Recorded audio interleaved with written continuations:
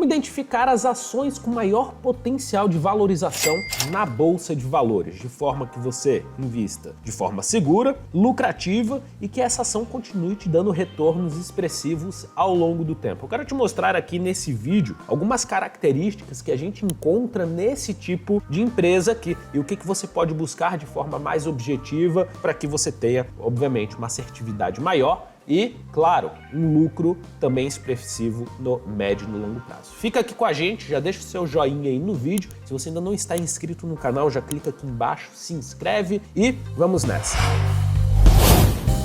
Eu separei algumas ações aqui, ó. Se a gente for olhar, Microsoft nos últimos 30 anos valorizou 336.000%. Sabe o que significa isso? Significa que seu capital aí, ou pelo menos se quando eu tivesse nascido, tivesse colocado dinheiro aqui, que seja R$1.000, 336.000%.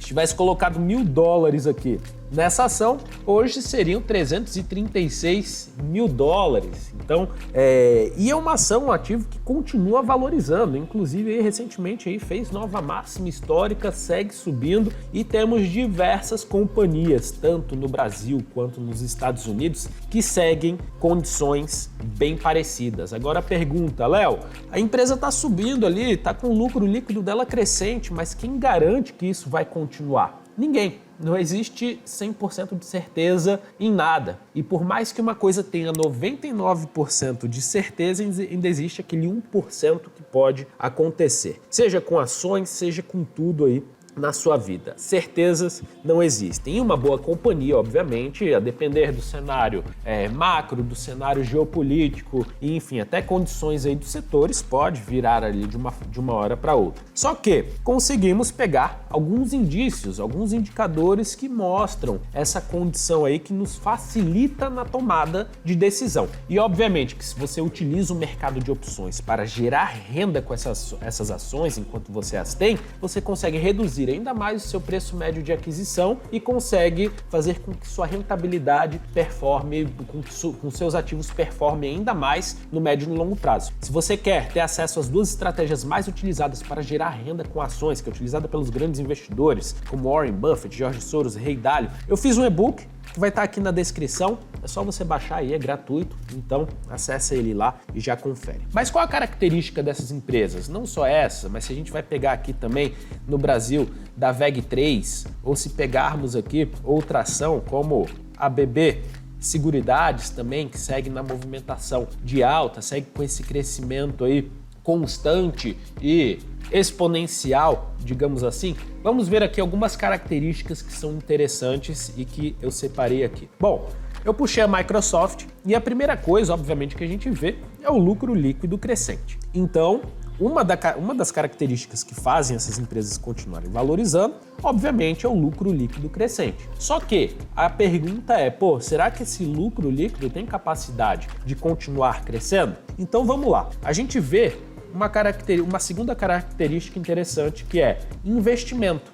O crescimento do lucro líquido também está diretamente proporcional ali ao crescimento do investimento, do capital investido. Ou seja, o capital investido é a dívida da companhia, dívida total, mais o patrimônio líquido dessa companhia. E, obviamente, se ela está tendo mais lucro, ela vai investir mais e esse lucro vai aumentar. Mas até quando? Até quando isso se torna sustentável? Um outro ponto que nos dá isso daqui é o retorno sobre o capital investido. Então olha o retorno sobre o capital investido da Microsoft. Segue aumentando, ou seja, ela tinha ali atrás um retorno sobre o capital dela investido de 18%, que já é um valor ali muito interessante. Veio crescendo, está na casa dos 28,3%, o que abre espaço para quê? A companhia invista mais e isso vai ter impacto diretamente também no crescimento do lucro líquido da companhia e, obviamente, na valorização da empresa. É super importante para que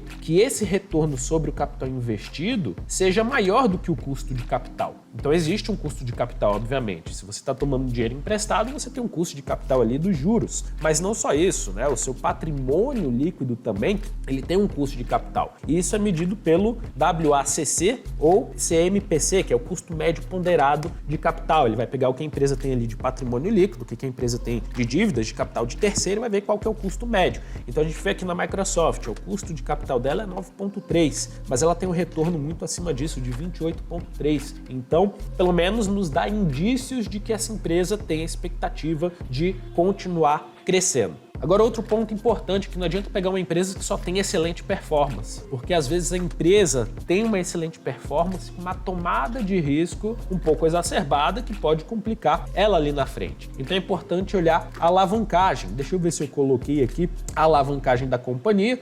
Ó, a gente vê aqui a alavancagem medido pela dívida total dividido por EBITDA. Então ele me diz aqui o quanto que a empresa, em quantos anos de geração de caixa a empresa conseguiria pagar ali todas as suas dívidas. No caso da Microsoft, em menos de um ano com geração de caixa. Então a gente vê que a alavancagem dela vem diminuindo. Então provavelmente ela vem aumentando principalmente os investimentos dela, decorrente do que, ó, a gente vê que a dívida se manteve estável e o patrimônio líquido da companhia foi crescendo. Então foi por aumento do patrimônio aqui da companhia. Fluxo de caixa livre também é interessante olhar, é uma medida importante, é o dinheiro ali que sobra depois de pagar todas as operações ali da companhia, as despesas de capital, CAPEX, é o que sobra basicamente para os acionistas. A empresa vai usar esse capital aqui basicamente para pagar dívidas e remunerar os acionistas em dividendos ou recompra de ações. Aqui eu tenho outros indicadores também do risco da companhia, como o índice de cobertura de juros. Então ele vai pegar aqui o quantas vezes de geração de caixa a empresa consegue pagar os juros que ela tem decorrente das dívidas. Então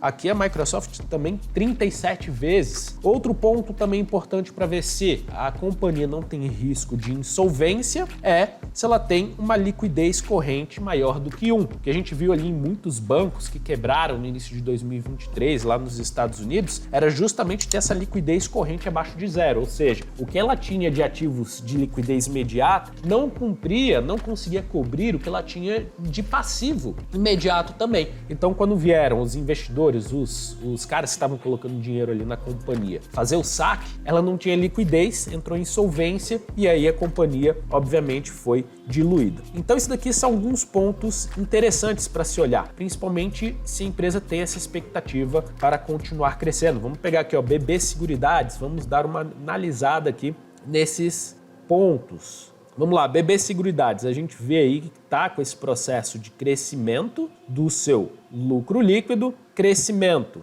também dos investimentos, e olha aqui o retorno sobre capital investido, altíssimo, né? O retorno sobre capital investido altíssimo, também tem obviamente um custo de capital um pouquinho maior, 12,3%, maior do que as companhias ali nos Estados Unidos, mas abre espaço para que a empresa continue aumentando os seus investimentos e, por consequência, aumentando o seu lucro líquido. Olha o que aconteceu aqui com a companhia quando ela começou a, de fato, aumentar de forma expressiva os seus investimentos, capital total, o que aconteceu ali com o lucro líquido da companhia e também com uma taxa de retorno sobre o capital investido muito boa. Então, são algumas características aí que são interessantes observarmos na companhia. Questão de risco, ó, índice de cobertura de juros altíssimo, empresa com liquidez, então tem a possibilidade de insolvência aí um pouquinho menor. Então, obviamente que quando vamos analisar uma companhia, é importante que a gente analise também outros aspectos, né? Como é que está o setor, qual a expectativa de crescimento do setor, se o setor está crescendo ou não. É importante olhar qual que é o market share da companhia, se ela está ganhando market share ou não. Então tem outros aspectos, mas em termos aqui mais numéricos, esses são os números interessantes para que a gente possa olhar. Obviamente, como eu falei, uma escolha que foi tomada agora pode eventualmente dar errado e, enfim, vai acontecer. O próprio Warren Buffett falou que errou inúmeras vezes. Mais importante que os seus acertos compensem muito os seus erros. Então, por isso também é importante a diversificação. Então, se você diversifica, acontece um erro ou dois erros ali que você acaba cometendo ali nas suas escolhas, bom, os outros acabam compensando e muito. Outro ponto importante aqui, ao escolher uma empresa, não simplesmente investir nela a qualquer preço. Eu sou muito favorável de que preço é importante. Então é importante você tentar pegar e comprar a empresa que ela está sendo trabalhada com desconto. Em cenários que a gente tem um pessimismo exacerbado, o que acontece? Valuation das companhias acabam despencando.